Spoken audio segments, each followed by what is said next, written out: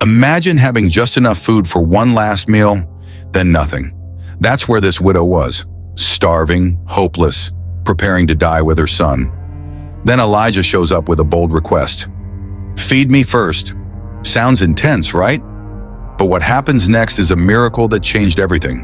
Her jar never ran dry, her oil never ran out. And just when things seemed good, tragedy struck again. But God moved. This is a story of faith, obedience, and God's power in impossible situations. Stick around, because what happened to this widow might just be the lesson you need today.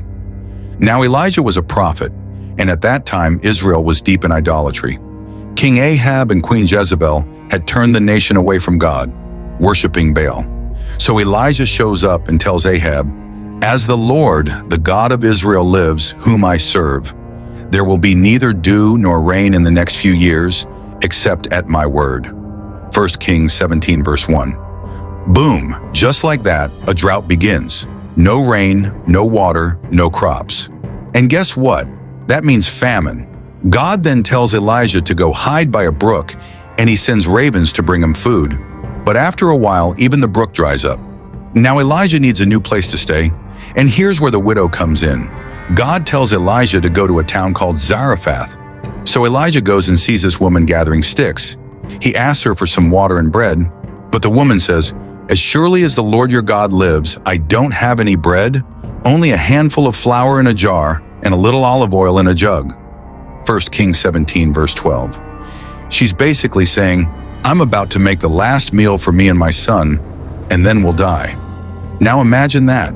A single mom in the middle of a famine with just enough food for one last meal. And Elijah is over here asking for a portion. But here's the twist. He tells her, "Don't be afraid. Just make some for me first and then for you and your son. Because God says your flour and oil won't run out until the drought ends." That's another levels of faith. But she obeys. She makes the bread for Elijah first.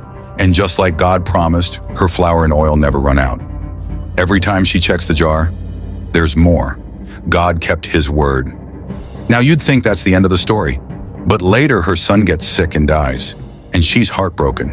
She even blames Elijah. But Elijah takes the boy, prays over him, and stretches himself over him 3 times.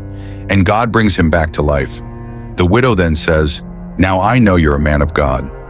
That moment wasn't just about food, it was about faith.